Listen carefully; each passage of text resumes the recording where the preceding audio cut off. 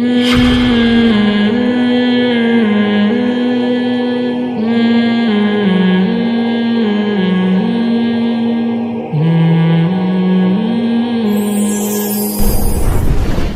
میں کیا بتاؤں. یونیورسٹی میں بد نظری سے بچنا بہت مشکل ہو رہا ہے. ایک دفعہ بد نظری ہوتی ہے تو بار بار دل چاہتا ہے. کوئی بات نہیں, جب بڈھے ہو جاؤ گے تو خود ہی چھوڑنی پڑ جائے گی. چھوٹتی بڑھاپے میں بھی نہیں ہے, یہ ایسی گندی عادت ہے. ہمت کر کے چھوڑو میرے بھائی. جب بد نظری ہو اپنے اوپر جرمانہ رکھو. جب بد نظری ہو 100 روپے 500 روپے 400 اپنی جو بھی آمدن کے حساب سے وہ صدقہ کرو تو انشاءاللہ آہستہ آہستہ چھوٹ جائے گی. مفتی صاحب میرے ابو چاہتے ہیں کہ ان کی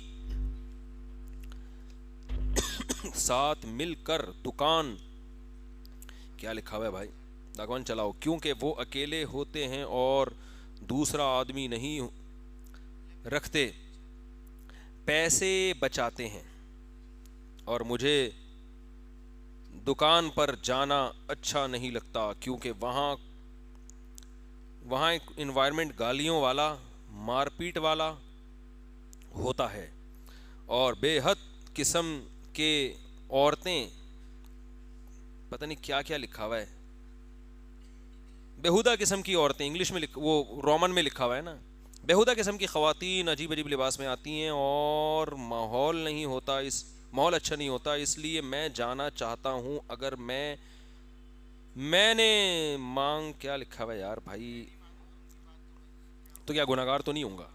اب میں کیا کروں, آخر میں لکھا ہوا ہے. جاؤ دکان پہ جا کے بیٹھو, ہر جگہ ایسا ہی ماحول ملے گا آپ کو. گالیاں مارکیٹ میں ہول سیل کے حساب سے چل رہی ہیں, بے پردہ عورتیں ہر جگہ ہی ہیں. اگر آپ بے پردہ عورتوں کی وجہ سے ابا کا کاروبار نہیں چلاؤ گے, دکان چھوڑ دو گے, تو کیا کرو گے پھر آپ بیٹھ کے؟ اب تو دنیا میں جہاں بھی جاؤ گے بے پردگی آپ کو ملے گی سوائے مسجد کے. تو ان چیزوں سے اب لڑنا سیکھنا چاہیے انسان کو, نہ یہ کہ ان سے اب بھاگنا شروع کر دے. بھاگنے یہ اس کا حل نہیں ہے, کب تک بھاگے گا؟ یعنی ایک حد ہوتی ہے نا. یونیورسٹی میں جاؤ گے وہاں یہ ماحول ہے, دکان پہ شاپنگ کرنے جاؤ گے ابا کہیں گے جا بے اپنی والدہ کے لیے کپڑے لے کر آ, تو آپ لیڈیز مارکیٹ میں جب جاؤ گے تو کیا آپ کو وہاں ساری شٹل کاک میں ملیں گی عورتیں؟ وہاں بے پردگی ہے. تو بھائی اب یہ ہے کہ اب اس سے لڑنا ہے, ہم نے اس سے ہم نے اب نظر کی حفاظت کرنی ہے اپنے آپ کو. جو یورپ جاتے ہیں وہاں تو نیکروں میں لڑکیاں گھوم رہی ہوتی ہیں. اب ظاہر ہے آہستہ آہستہ کیا ہوتے ہیں, پھر وہ نظر کی حفاظت کر کر کے عادی ہو جاتے ہیں, پھر ان کے لیے اس کی کوئی ویلیو نہیں رہتی. تو اب ایسا عادی بنانا پڑے گا اپنے آپ کو, سمجھتے ہو؟ کہہ رہے ہیں گھبرانا نہیں ہے آپ نے. تو کیونکہ اور یا تو ہوتا نا کوئی ایسی جگہ ہوتی جہاں سارے نیک پرہیزگار اور سارے بازار بھی سارے نیک صحیح ہوتے. ماحول تو سب ایسے ہی چل رہا ہے. آپ ایئرپورٹ پہ جاؤ الگ ماحول ملے گا, اسٹیشن پہ جاؤ, ٹرین میں جاؤ الگ ماحول, ہر جگہ یہ عجیب سے ہی ماحول چل رہا ہے. تو اب ماحول سے لڑ نہیں سکتا آدمی, آپ نے سارے کام کرنے, اپنے آپ کو نظر کی حفاظت کا عادی بنانا ہے. تو یہ کرنا ہے آپ, بلا وجہ باہر نہ نکلیں. تو یہ بلا وجہ نہیں, دکان پہ تو ابو کو بیچاروں کی محنت ہے وہ ضائع ہو جائے گی دکان, بیٹھ جائیں دکان پہ جا کے. آپ گالیاں نہ دیں, صرف سننے پر اکتفا کریں آپ.